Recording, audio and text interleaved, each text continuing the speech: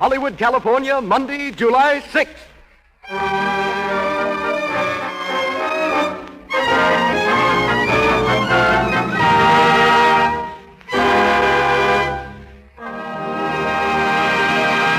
The Lux Radio Theatre presents Lionel Barrymore in the voice of Bugle Ann with Porter Hall and Anne Shirley.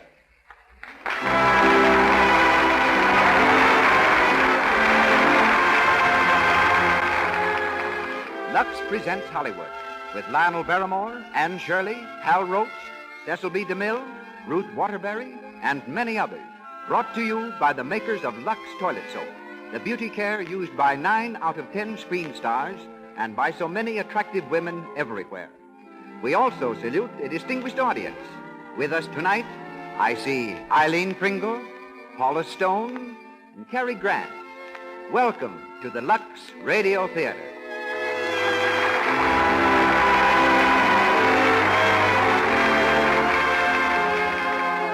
As producer of the Lux Radio Theatre, we present one of the most distinguished personages of the entertainment world. Producer of great screen spectacles, creator of stars, his name is known wherever motion pictures are seen. Ladies and gentlemen, Cecil B. DeMille.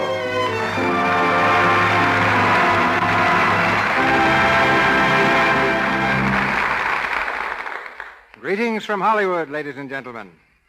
The history of the American theater should be read by gaslight, because it was by gaslight that its most colorful chapters were written. A popular song of the day was Two Little Girls in Blue. Horse cars were running on Broadway. Sherry's was the place to eat after the theater. Hansom cabs scurried through Central Park. The fashionable figure was the hourglass silhouette. And Maurice Barrymore, the most popular matinee idol of his day, was making the gay 90s gayer. Among his contributions to the general uproar were 3 children, Lionel, Ethel, and John. All 3 turned out to be handsome and extremely versatile artists. But it seems that in everything I've done, Lionel has preceded me. We were the thoroughly unknown sons of famous parents. But when I went on the stage, Lionel was already there. When I started making pictures in 1913, he had been in the movies 4 years. When the screen switched from talkies, he directed the first all-color talking and singing film, The Rogue Song, starring Lawrence Tibbett. And when I came on the air, he was already so well identified with radio that people were calling him Mike. But at last I have Lionel exactly where I want him, in a DeMille production. The production is The Voice of Bugle Ann by McKinley Cantor. And here is our star, Lionel Barrymore.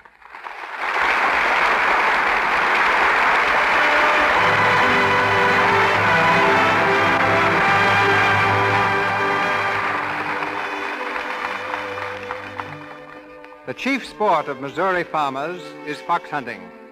Night after night, they gather in groups and let their hounds loose on the trail. Far or near, they know each hound's voice. They know when the scent is hot and when the fox has doubled on its trail. They sit by friendly fires before and after the chase. There's such a fire burning now. And toiling toward it through heavy underbrush, we see the shadowy figures of Bengy Davis, a grizzled old farmer, played by Lionel Barrymore, and his son, Bengy. Can I help you, Paul? No, I don't need no help. You just take care of yourself, son. I can hear the hounds coming this way. That the fire right up there? Yeah. I can see old Calhoun Royster standing up by it, and Bake. And some other fellow. Who's that? You, Spring? Yeah, me and Bengy. Well, come on. You're missing the whole thing. Well, got here as fast as we could, Cal. What held you? That Molly Pitcher hound of mine. She's going to have a litter. Evening, Bake. Evening, Mr. Davis. Evening, Bengy. Evening. Spring, this here gentleman over here is Mr. Tanner. He's from the city. Sells insurance. Evening. How do you do? Come up to listen to the hound? Why, yes. Mr. Royster, Cal here, was talking so much about it this afternoon, I asked if I might come along. Oh, glad to have you. This is my son, Bengy. How do you do? Evening. Throw another log on the fire, Big. Putting near to going out. Listen, they're over the ridge of Heaven Creek now. The hounds are gaining. Well, how can you tell that? Oh, it's in their voices. You can tell just what's happening if you listen to them. Yes, but just where is the sport? I've heard of riding to hounds, and I can appreciate that. But this... Well, we don't ride no horses or wear funny caps, Mr. Tanner. We just raise hounds and train them for the hunt. Well, I should think there wouldn't be any foxes left in this part of the country, killing so many. Oh, we never kill the fox. No. He holds up when he gets tired, and the hounds come home. Do you mean the fox will run again another night? Don't they ever learn anything from experience? Yes, they learn. And they run again night after night, year after year. Yes, sir, year after year. And do you do this all night and every night? Oh, not every night, no. Sometimes it rains. Or sometimes it's just the opposite. Sometimes the weather's too dry. Well, sometimes we get long damp spells. Yeah, too damp. No, Mr. Tanner, we don't come out every night, but Cal and me ain't missed many good nights the last 50 years. Well, considering how it's pretty damp out here, it might be a good idea to take out some health insurance. Coming on to rain, Spring. Yeah, no hunting tomorrow night. Now, look here, about that insurance, Someone's coming up the hill, Pa. Spring. Oh, Spring. it's Mother, Pa. What's ailing, Ma? You better come home, Pa. Molly Pitcher's restless and nervous. She ain't acting right. Well, I guess her litter's about due. She crying? No, just restless. Well, I'll go. You stay here, Benji, till the fox is whole, then you bring the pack home. All right, Pa. Come along, Ma. We'll head for the house.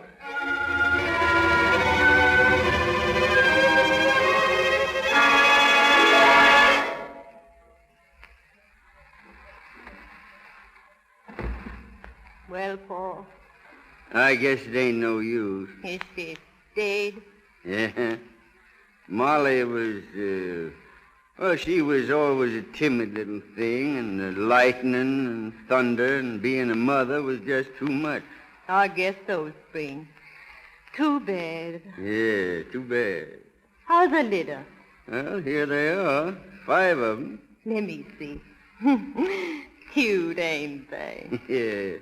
But they demand a pretty big price sometimes for coming into this here world. Which ain't saying nothing about the trouble of raising them on a bottle. Well, it ain't as though I hadn't done it before. Look at that mare. She's a mouse run, Spring. No strength at all. Best let her die, I'm thinking. Oh, no, Ma, I wouldn't do that. After all, Molly sort of give her life for this one, the last of the litter. Not much to look at. No, she ain't, but that white blaze on her forehead there, that's kind of pretty, don't you think? You see the way it comes around her ear there? All right, now you'll be getting something to eat in a minute or two. You know, Ma, I kind of took to this one. I think I'll name her Ann, after a great-great-grandmother, Lady Ann. Oh, that was a beautiful voice, Ma. You remember Lady Ann? Well, maybe this one will have a beautiful voice, too.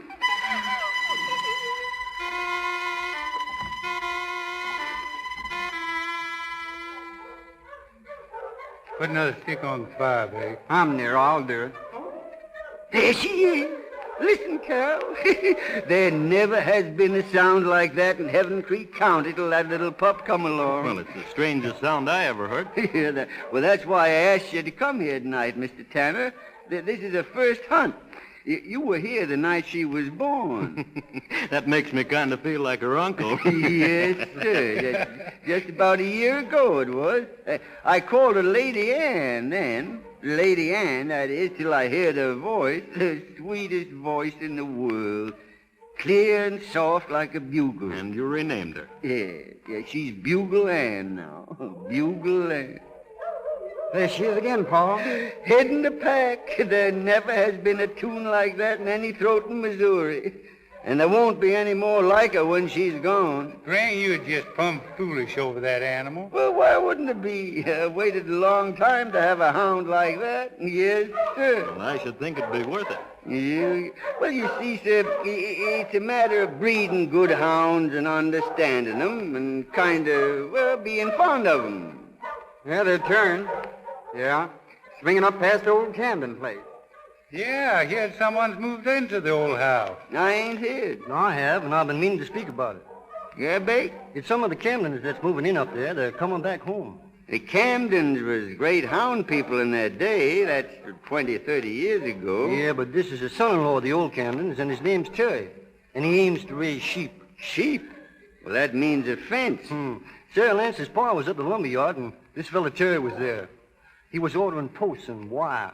Wire? What kind of wire? Wolf wire. Hog-tied, bull-strong, and horse-high. I remember this Jacob Terry. Sure enough. Yeah, he married Effie Camden. I heard she died up in Jackson County, leaving one daughter. It seems to me the daughter's first name was Camden. Well, I wouldn't call this Jacob Terry a pleasant man. Yet he once whipped a horse with a hunk of hickory. Oh, well, you can't condemn a man on what you hear. Any man can be reasoned with. Maybe we can reason with him about this fence. Why do you object to Terry having a fence, Mr. Davis? Well, in the first place, a fox hates such a fence. See? He's liable to shy off and leave the country because of it. But some foxes do like it, and that's even worse. Because a hound runs about 15 miles an hour, and he hits a wove wire fence in the dark. Now, the fox is little. He's got through without choking to death, but the hound, he's likely to get hurt. Well, you can't get good hunting in countries where they put fences across the fox range. No, I reckon we better make a visit on this here Jake Terry tomorrow. Nobody's ever put up such a fence in these parts. There's Bugle Ann again. They've holed. I guess we'd better call her back, Paul. Yeah, hand me my horn, Benji. A bugle? Will she come for that? Yes, sir. And there's nobody in the world got leave to call Bugle Ann except me.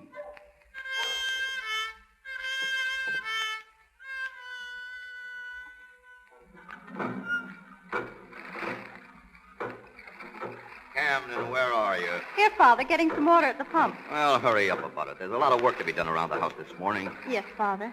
And I want you to help me with that fence. Father, I was going to speak to you about that. Must you put up a fence? Why shouldn't I? Well, the people around here do a lot of hunting. I know it. I heard them all last night.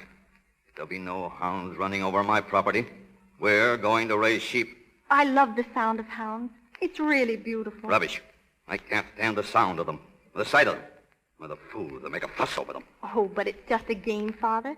Why, I've often heard Mother tell how they used to sit around the bonfire at night, right out there on the ridge. It's in your blood, too, I guess. Your mother was more interested in dogs than she was in me. You're her daughter, all right. Please, Father, let's not quarrel. Oh, get on with your work. I've got better things to do than argue with you.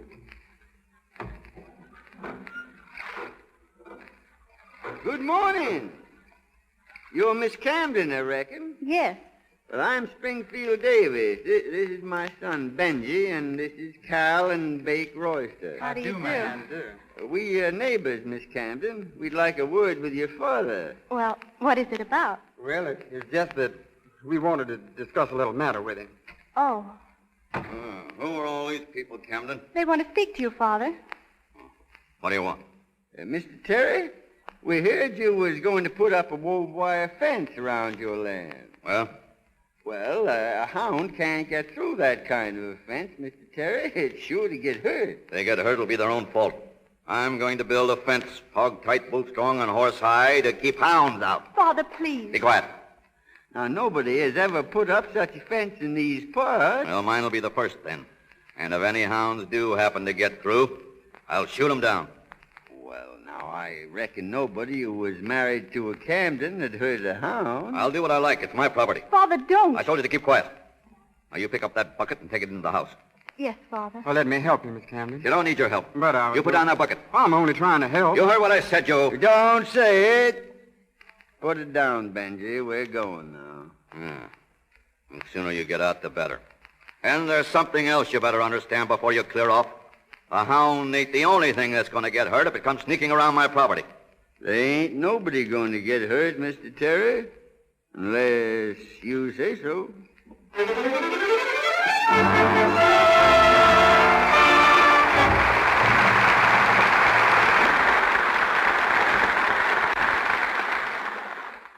You're in the Lux Radio Theatre on Hollywood Boulevard.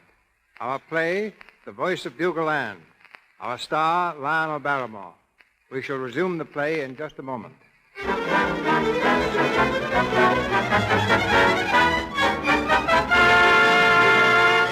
Now we take you on a quick tour of Hollywood. Sightseeing buses do a tremendous business here in the world's great movie capital. Picture yourself on one of these buses now, going down Hollywood Boulevard. Don't miss anything. Here's the tour conductor. Corner of Hollywood Boulevard and Vine, ladies and gentlemen. Most famous intersection in Hollywood. A few doors to your right, down Vine Street, the popular Brown Derby Restaurant. Now, straight ahead, on your right, the Lux Radio Theatre, the most famous radio theater in the world. Well, will you look at the Lux Radio Theatre? Why, I always thought it was an imaginary place. Oh, ma'am, it's real. Mother, I knew that. It's the place those wonderful Lux plays are broadcast from. Remember? After I heard the first one, I began to use their Lux toilet soap. Yes, I do remember now. Seems to me your complexion looks much nicer since you started using it. Well, if you can believe Bill, it does. He says my complexion's elegant. Now we are turning into Gower Street, ladies and gentlemen. We see the home of the famous RKO Radio Studios. And as we turn around Melrose... Too bad our bus can't stop. We'd be proud to take you inside those famous studios. Or we could show you Lux toilet soap in every dressing room. Kept there because RKO radio girls and famous RKO radio stars like Irene Dunn and Ginger Rogers prefer this gentle soap. Just like you, they want to keep their skin lovely, free from dullness, tiny blemishes, and enlarging pores that mean cosmetic skin. Lux toilet soap guards against this danger because its active lather removes dust and dirt, stale rouge and powder thoroughly. We know you'll like the way Lux toilet soap keeps your skin. Try it.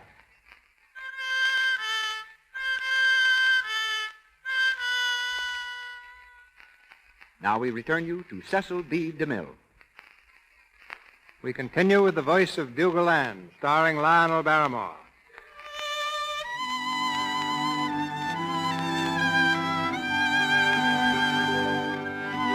It's several weeks later.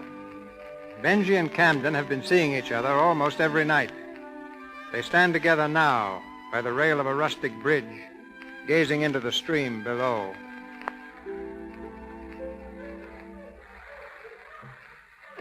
It's beautiful, isn't it, Benji? Yes, it is. But I guess you trying to make it more beautiful, Camden. That's nice to hear. It sure isn't hard to say. Your pa's hunting tonight. Wind is changing, too. The scent will be fairly free, I guess. You talk like an old-timer, Camden. It must be in the blood. I guess it is. I lay awake nights listening to the dogs. Oh, I've got so I know their voices. When I hear Bugle Ann, I just go cold all over. Well, she has the sweetest mouth that ever was in Missouri. In the world, Benji. I wish you could make your father feel that way. Oh, I guess he really does deep down. I'm sorry he doesn't treat you better, Benji, so you could come right up to the house to see me.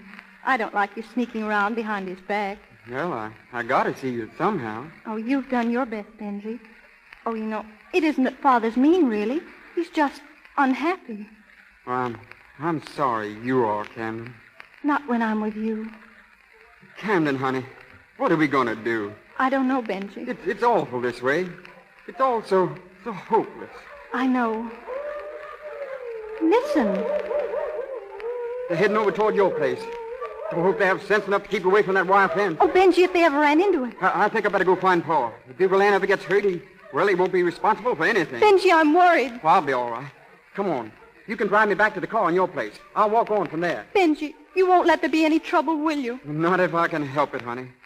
I don't want anything else to come between us. Oh, Benji, darling.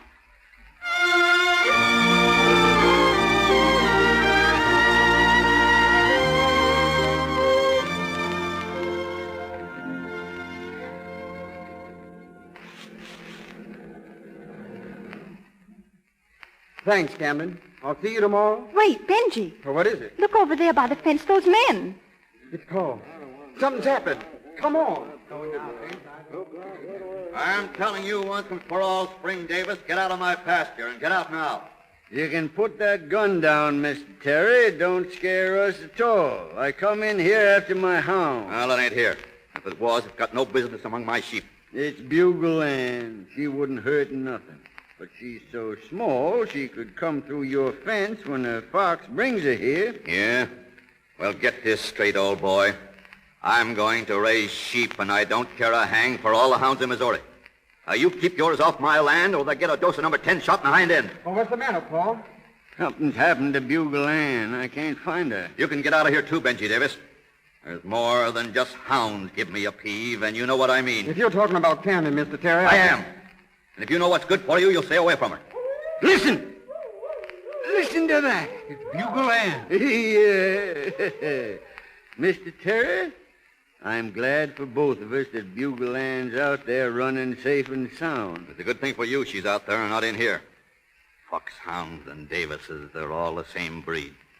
And I'll kill any cur that steps on this grass. Jake Terry, if you shoot a Davis hound, I'll blow you clean to glory. Come on, Benji. Cal. Better round up the pack, Spring. Getting kind of late to be out. Good-for-nothing ridge runners. Father, What do you want? it isn't all their fault. They were trespassing on my property. I know, but Father, you could put up a fence that would keep your sheep in and not hurt their dogs. Oh, you're siding with them. No, Father, I'm not. Your mother always sided against me with her people. Oh, but you're so unreasonable. Those folks don't want any trouble. Why, they'd like to be friendly with you. Oh, I see. So they're already your friends. Sometimes I don't understand you, Father. Where were you tonight? I was out in the car. You said you were going to a picture show. I changed my mind. It was so warm. You lied to me. You just wanted to lollygag with a no-account lazy pup who... Stop it! I won't let you talk that way about Bengy Davis. I said I didn't want you to see any more of him. Oh, listen, Father. Didn't you ever love Mother a little? Even in the beginning Don't try to get around me. I told you to stay away from me. You've got no right to say it. I've got to see Benji. You'll not lie to me again or disobey. I love him. And what you say or do won't make... Maybe that'll make some difference. That's the last time you'll ever strike me, Father. It ain't the first and it ain't the last. You'll do as I say. I'm leaving you, Father. I'm leaving you tonight.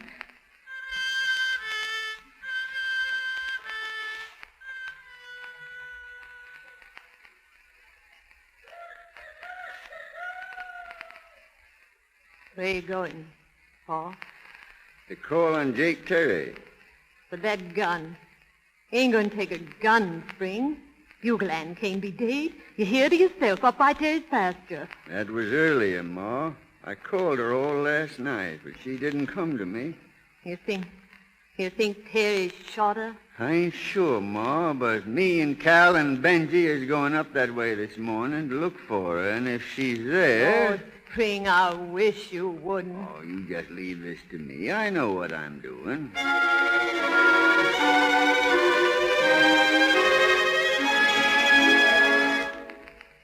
Don't see any sign of her, Spring. Well, she isn't here, that's sure. Paul, come on, let's go home. She ain't here, but she might be buried here.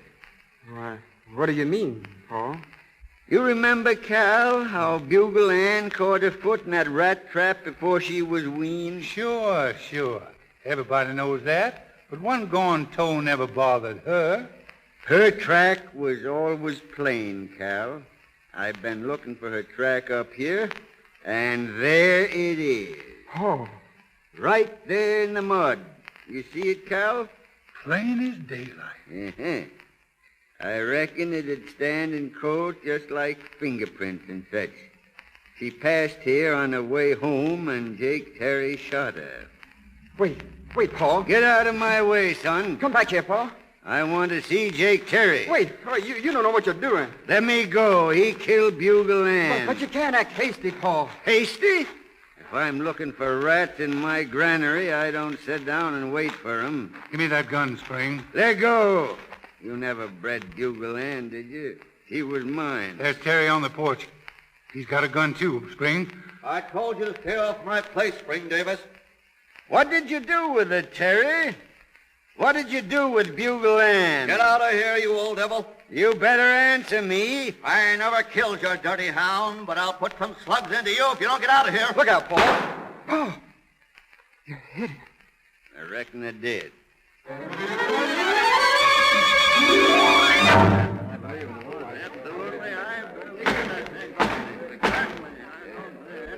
Miss Terry, you are under oath to tell the truth.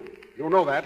Yes, sir. Then please tell the jury just why the defendant objected to your father building a fence. Because it interfered with his fox hunting. Where were you on the evening preceding your father's death? I was out riding with Bengy Davis. When you returned to your house, what happened? We saw men by the side of the house. Spring Davis and Calhoun Royster. Yes. And Spring Davis quarreled with your father, didn't he? Miss Terry? Yes. And after they left? I tried to speak to Father. We had an argument. And then? He slapped me. Struck you? Just once, not very hard. What was the argument about, Miss Terry? About Bengy. He objected to your going out with him. Yes. And the argument was not about dogs. Well, that's what started it, and I was... What happened then? I packed my clothes and took the car. It was my car, and he didn't stop me because he knew my Aunt Nancy had given it to me after Uncle Newt died. Go on. Well, I was angry. I didn't want to stay there. I drove away. Where? To my Uncle L. Nathan's place, up north. It was 2 days before I heard of my father's death. Miss Terry, are you still friendly with the defendant's son? We haven't seen each other, if that's what you mean, since... One more question, Miss Terry. Did your father kill the defendant's dog? I left. I wasn't there. That's all, Miss Terry.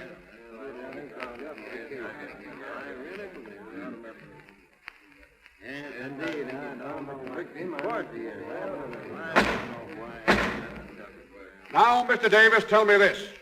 You never found the body of the dog, did you? No, sir, we never found her. And it's true that you and your friends, after the killing, made an intensive search of the premises for it. Well, we knew she'd been there. I couldn't mistake her footprint because she was one toe shy. Never mind that. You went over Mr. Terry's fence and into his yard armed, didn't you? That's correct. You were prepared to kill. I object, Your Honor. Objection overruled. Answer the question, Mr. Davis. I told Jake Terry if he harmed Bugle Ann, there'd be trouble. Do you mean to tell me you were prepared to kill a man because of a dog? Oh, now, wait a minute. I guess you never owned a hound. Answer my question. Well, I am answering it. It kind of answers itself to anybody that ever owned a hound and loved it the way I did Bugle Ann. It wasn't because Bugle Ann had the sweetest mouth in the world, and it wasn't because I raised her from a pup and bred her to the horn. If she didn't have no more voice than a frog, I'd have felt the same way about her or any other hound of mine.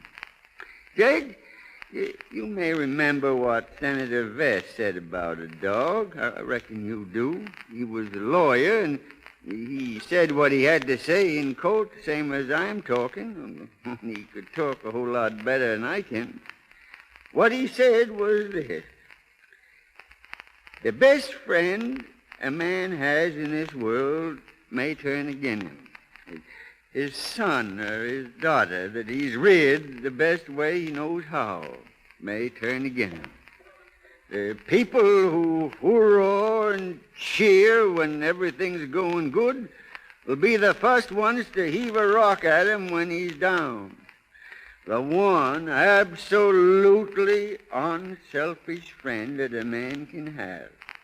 The one that never deserts him, the one that never proves ungrateful or treacherous, is his dog.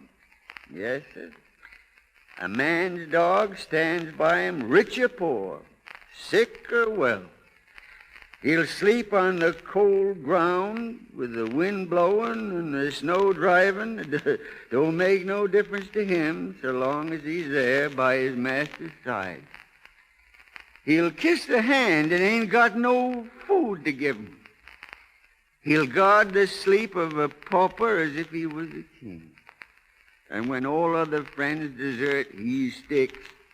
If fortune drives the master and an outcast into the world, friendless and homeless, the faithful dog don't ask nothing more than just to be with him and guard him against any danger that he can.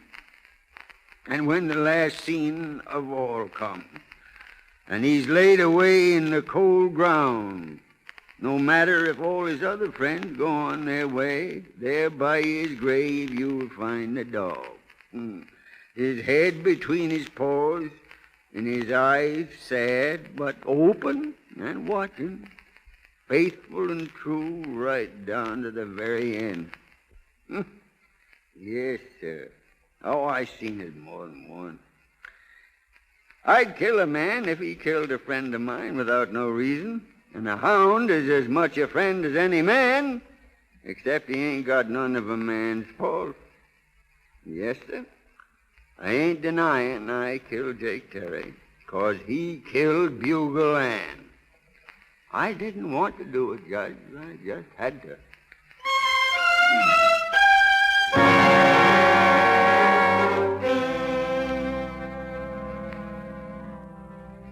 Has the jury considered its verdict? We have. We find the defendant guilty of murder.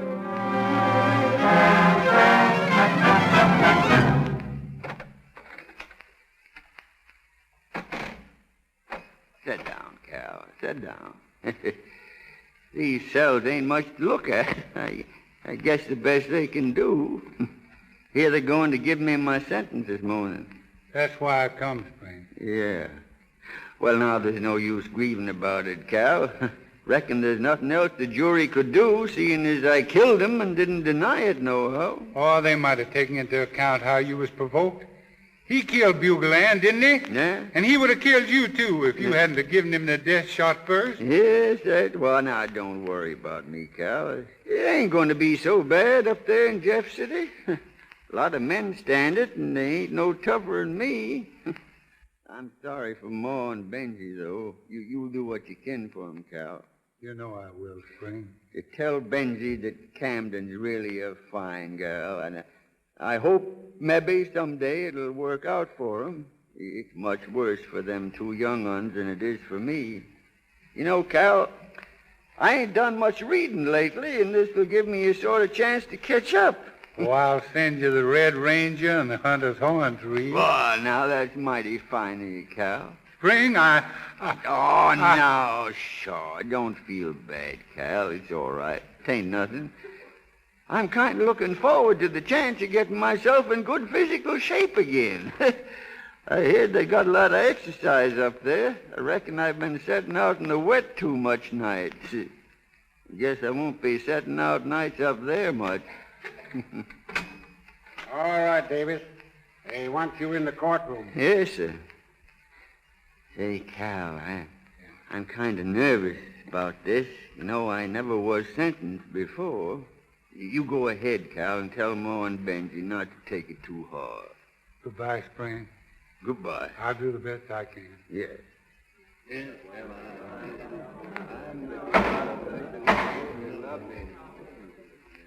Spring Davis, Yes, sir. the jury has heard the evidence presented in this court, and they have found you guilty. The court hereby sentences you to the state prison for a period of 20 years for the crime of which you've just been convicted. Spring. No. It's all right, Ma. Don't carry on now. But 20 years. It ain't right, No, Spring. no, Ma. No. I'm awful sorry to bring this trouble on you, Ma. I'm awful sorry, Ma.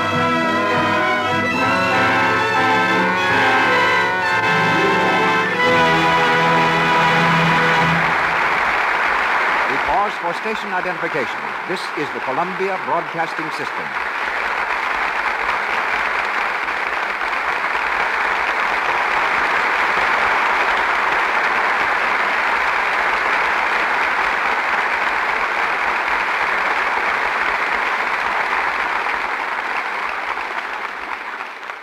This is Cecil B. DeMille speaking to you from the Lux Radio Theatre in Hollywood. Lionel Barrymore and Anne Shirley return shortly for the third act of The Voice of Bugle Ann.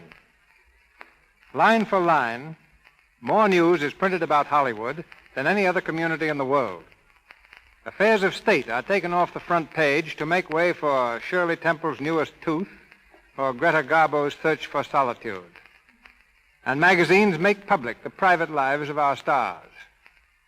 Millions of people see Hollywood through the eyes of a certain editor who has left her editorial uneasy chair, to come to the Lux Radio Theatre tonight. The editor of Photoplay magazine, Miss Ruth Waterbury.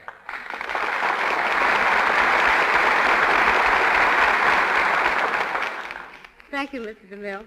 You know, when an editor interviews a director, that's not news. But when a director interviews an editor... That's a radio program. Miss Waterbury, I have a protest to file on behalf of the gentlemen of the screen. Why aren't more pictures of male stars used on magazine covers? The answer's simple. When we have a beautiful girl on the outside of our magazine, many people buy it just for the picture. But when we have a man's picture on the cover, no soap. Don't say no soap. This is the Lux Radio Theatre.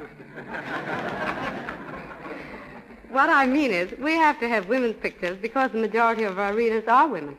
Then why not men's pictures? Aren't most women Gable Gapers and Coleman Cravers?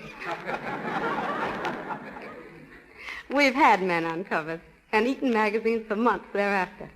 Women, by all newsstand records, are primarily interested in women. They want to know new ways to fix their hair, whether thin or heavy eyebrows are in fashion, how to keep their figures and their complexions lovely. I fancy, for instance, that a great many women use Lux toilet soap because they know screen stars use it. Well, that's no secret here. If an actress singles out a product for her personal use, you may be sure it's the best.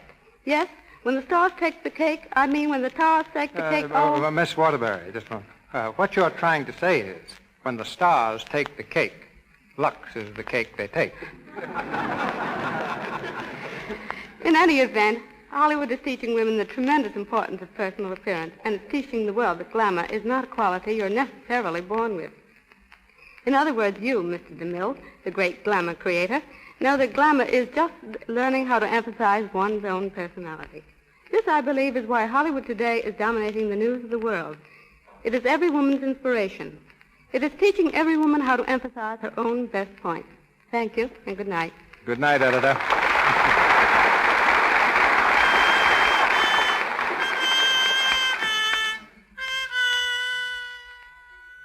And now for the last act of our play, The Voice of Bugle Ann, starring Lionel Barrymore with Anne Shirley. Almost a year has gone by since Bengy Davis was condemned to prison. It's late evening, and in the kitchen of the old farmhouse, Bengy and Mrs. Davis are sitting tensely in their chairs. They seem to be waiting for something, half expectant, half frightened. Mrs. Davis breaks a long silence. Bengy, Yes? are you going out searching again tonight? We've searched and searched. Almost every night for 2 weeks. She's never answered the phone. I heard her, and you heard her. Bake heard her, so'd his paw. 'Twan't no mistake. Bugle Ann was bugling that night. She couldn't have been more. Bugle Ann dead. Terry killed her almost a year ago. I never said she wasn't dead, Bengy. But we heard her just the same. Oh, it's unnatural to believe in ghosts. She was leading a pack. I'd have knowed her voice, Bengy. And if she'd been alive, she'd have come when you called her. I guess the pack that she's been leading could go through a hog-tight fence like so much dishwater. Because there ain't no fences where they've been. No more. I guess the great hounds have got a place of their own to go to after they run the last race here. Bengy, I've been meaning to ask you. Didn't Camden ever write you nor nothing since the trial? Huh? Oh, no, she never did, Ma. I ain't never heard a word. You know where she is, don't you? Up with Uncle. No, I know, but... Oh, what's the use? There can't ever be nothing between Camden and me. Not now. If she loves you, Bengy. How can she? My father killed her father. There's a murder between us. Bengy. Oh, I'm not saying Paul wasn't right. I'll do the same thing in his place. But that doesn't change things. Nothing can change things.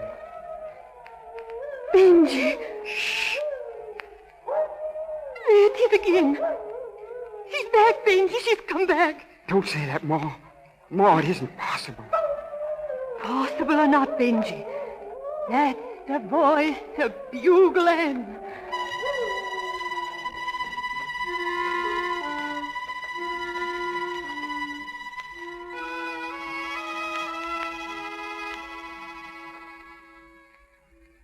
What are you doing, Camden? Writing a letter? Why, yes, Uncle L. Nathan. I've been trying to. Don't seem very successful. Got the end of that pen all chewed to bits and hardly lying down. Who's it to? No one. I'm not going to write it after all. Camden, come here. You ain't still thinking on that young Davis fella, are you? Are you? Would it be so terrible? No, not terrible, but, well, it ain't exactly right. Why not? Do I have to answer that for you, Camden? Don't you know why? It wasn't Benji's fault. He did nothing wrong. His father did? And isn't he paying for it? He's up there in state's prison, an old man, hurt and beaten, because he did what he thought was right. Camden? I can't help it. I can't help it. All right, Camden. It's all right. Uncle, how do you go about getting a man released from prison? You'd want to do that? He killed your father, Camden. I guess it's the awfulest thing in the world to have hated one's father. I'm sorry I had to hate him, but he was mean. I saw what he did to my mother.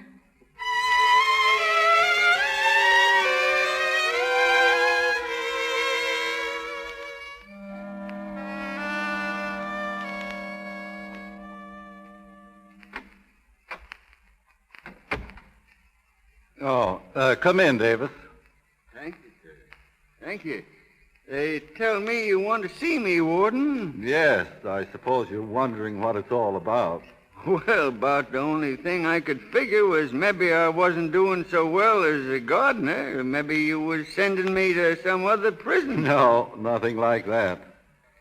Mr. Davis, you're free. Free? That's right. But the judge said 20 years, and it's only nigh under 4. Here's your pardon from the governor. And I can go home? That's it. But this got me kind of stamped. The governor don't know me, and I never had the honor of meeting him. Well, perhaps you've got some influential friends. No, I guess not. At leastwise, not that I can remember being on speaking terms with. Well, it all came pretty much as a surprise to me, too, but you can go home. Home? I reckon that'll be kind of nice. Ma and Benji been writing, but it ain't like having your kinfolk close around now. Is it, Mr. Hanrahan? All right. I'll telegraph your wife you're coming. Thank you, sir. Thank you. Goodbye, and good luck, Mr. Davis. Thank you, Warden. Thank you.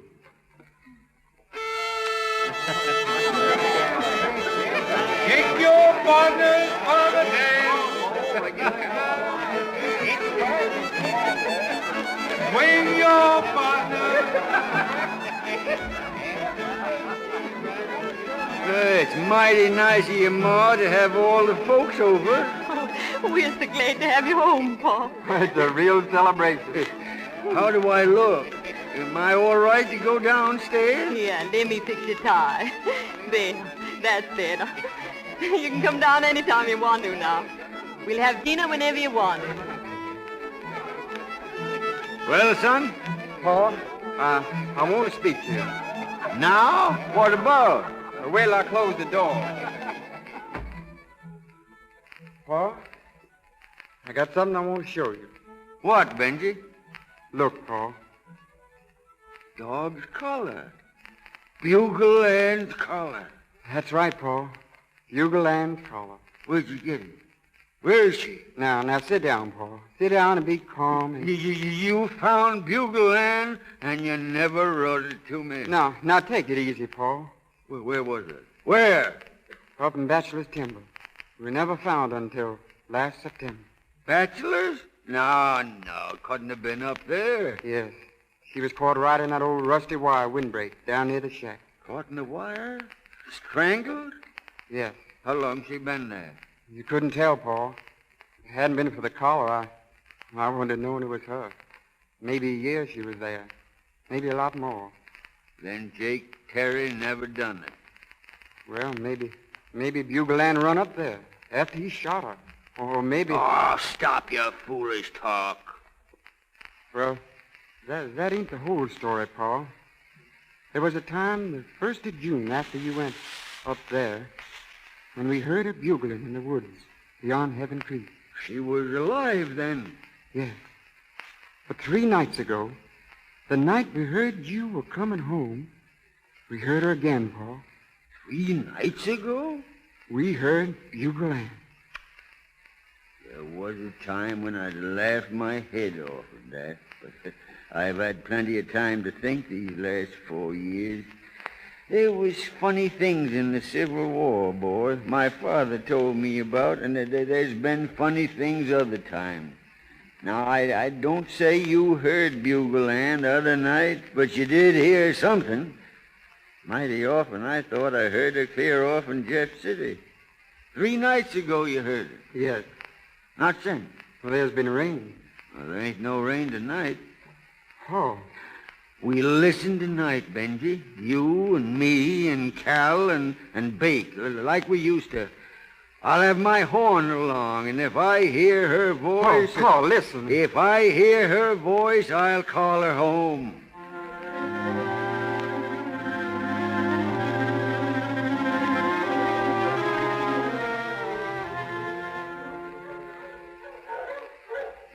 Paul, come here by the fire. That's a beeline fox, all right. Don't let no grass grow under his feet. Benji, What is it, Bake? what'll happen if your pa blows that horn he's carrying? Would she come back to answer it? Shh. Look out. It's getting sweet, Cal. Yeah, getting sweet. Listen. It's Bugle Ann. It can't be. It can't. It's Bugle Ann. Paul, listen, it's a hound, an ordinary hound. It belongs to, I reckon it's an Armstrong. No Armstrong ever had that kind of music in him. No. For pity's sake, Spring, it's just a kind of an echo. Cal, if she comes real close to us, I'll blow the bugle for her. Paul, sit down. Are you plumb certain that was her collar, Benji? I reckon nobody but the Lord seen her bones hop up out of the orchard tonight. Now, Spring, you got to get hold of yourself. Get hold? Why, I bred the most beautiful tune ever played in these parts. I ain't ashamed. Maybe you laughed when you seen me bring this bugle, but I reckoned it'd come in handy. Bugle Ann'll come home, Cal, when she hears this. She'll... What's that? It's someone else. Someone else is blowing her in. I never done it.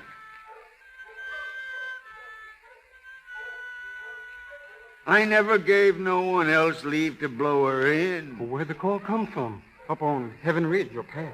We'll find out where right now. Come on. There it is. Another fire. There's a hound walking back and forth. That's it. That's the hound. Wait. There's a girl there. She's looking right at us. Sees us, too. Oh, it's Camden. Camden? Come on. Camden. Good evening, Benji. Well, what are you doing here? Was it you blew them notes? Yes, I did. Twice. That hound. What hound is that? I raised her. But it's got her voice. It's got Bugle Ann's voice. Yes, I know. I used to hear her. I tell you, the Lord never made no two hound voices alike. Same kind of mouth and all, he never did. What is it all about, Camden? This hound. She was hers, Benji. She's Bugle Ann's puppy.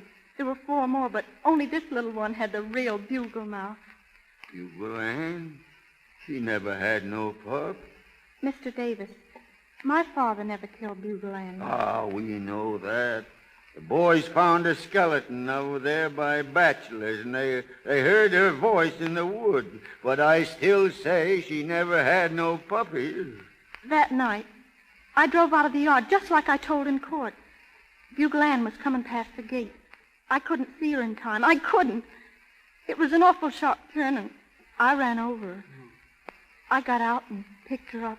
She wasn't dead, and she didn't seem to blame me. I was afraid there'd be trouble over her being hurt. Well, where did this dog get her voice?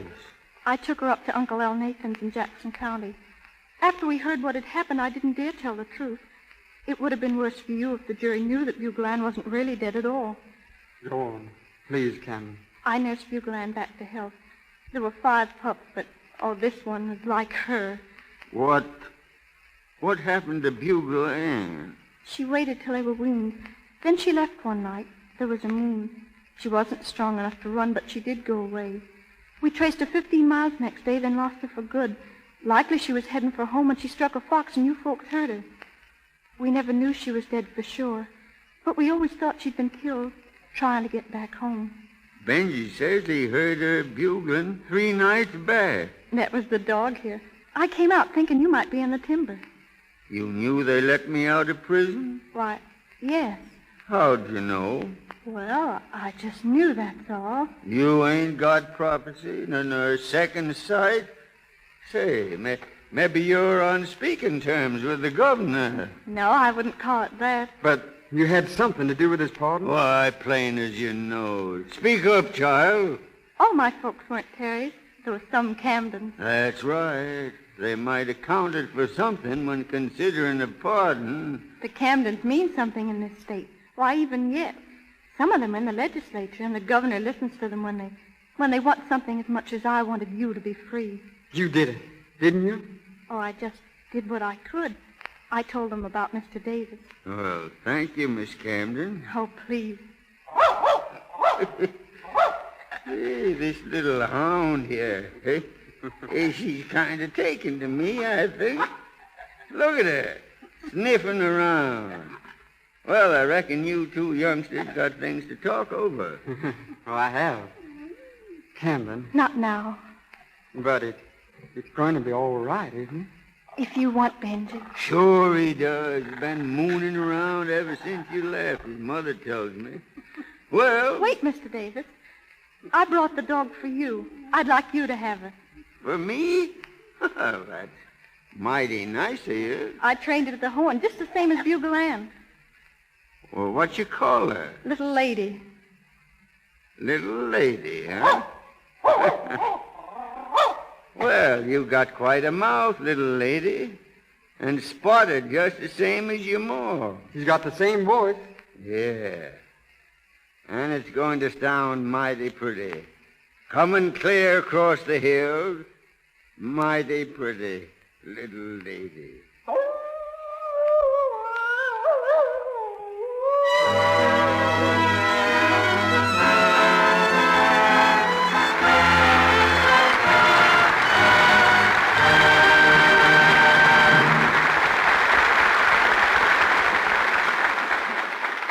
Our play, The Voice of Bugle Ann, with Lionel Barrymore as Spring Davis, is ended.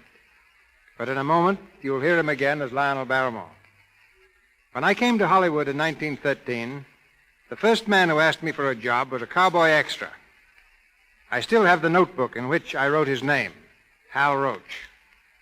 Beside it is the salary he asked for, $5 a day. And beside that, my notation, too much. I hired others for $3 a day, and thereby did Hal Roach a favor. He went out and started his own studio, making comedies featuring another unknown extra named Harold Lloyd. In time, he started the Our Gang series, and the motion picture industry now awards him the laurel for producing more comedies than anybody else in Hollywood. Wait a minute, C.B. If you're going to mention Laurel, you've got to mention Hottie. Mr. Hal Roach, ladies and gentlemen, who insists that among his laurels is Hardy, and many other great comedians, including B.B. Daniels, whom I stole from him.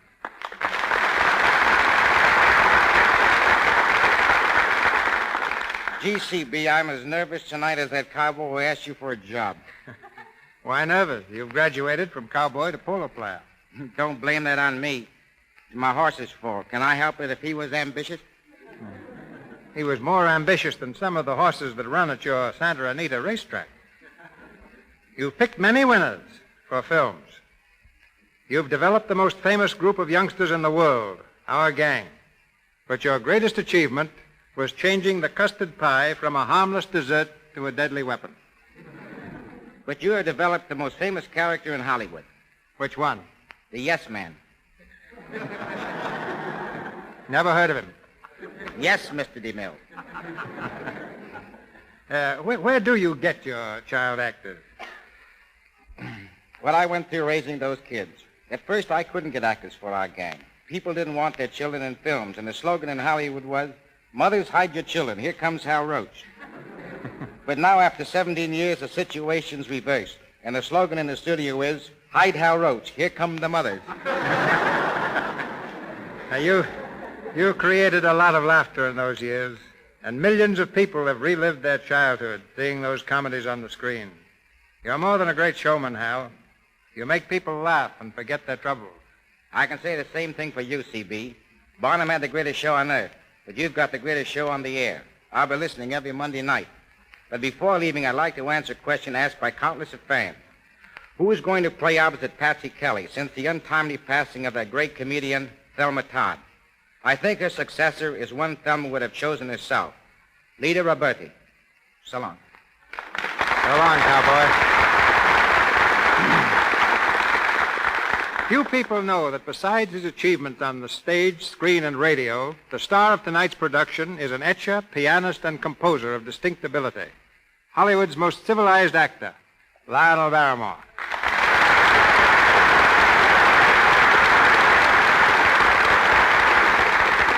Well, thanks very much for the bouquet, C.B. There's one flower I left out of it.